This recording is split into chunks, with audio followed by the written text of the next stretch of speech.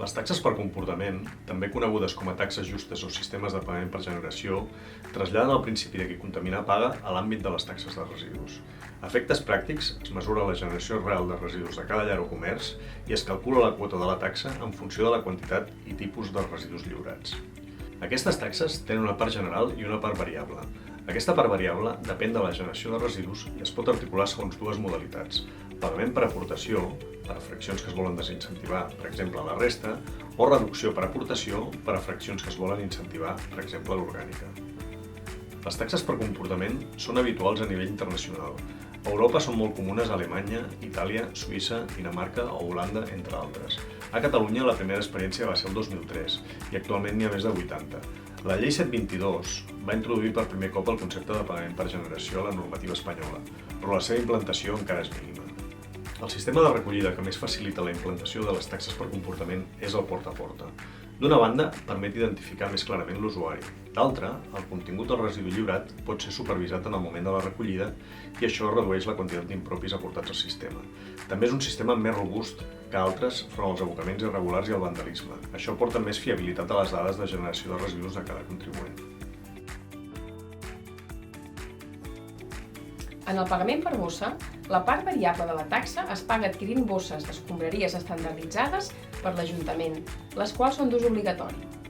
És aplicable a la fracció resta i en ocasions també als envasos. En el cas del pagament per cubell, els usuaris disposen d'un cubell o bujol de mida coneguda. Pot donar dret a una recollida de freqüència predeterminada o bé, si disposa de TAC, definir la taxa en funció del nombre d'aportacions. Sol ser comú per les fraccions resta i envasos, tant a nivell domèstic com comercial. Per la fracció orgànica domiciliària sol aplicar-se una reducció, mentre que a nivell comercial sol ser de pagament amb la modalitat de freqüència predeterminada. Doncs de quines fraccions es gravin o estiguin subjectes a reducció. De la importància que se li doni a la part variable de la taxa respecte de la part general. Del tipus de configuració de la part variable, ja sigui per trams o per import unitari. I de la presència o no d'un tram de no participació, amb un import prou elevat per dissuadir els usuaris que no participen del sistema. D'una banda, una dotació pressupostària i de personal tècnic i administratiu suficient. De l'altra, materials, cubells, tacs, bosses, etc., dels quals cal preveure l'adquisició, repartiment i reposició.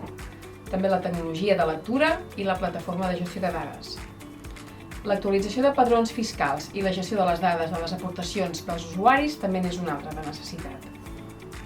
Tenir present la normativa sobre protecció de dades personals.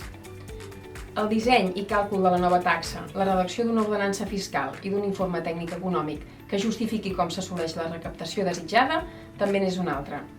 I finalment, la planificació de quin serà el mecanisme de recaptació i la nova logística dels rebuts, ja sigui dins l'any de meritació o a període vençut. Cal remarcar la importància del disseny del missatge i del material gràfic de suport, arribar a un percentatge de població elevat.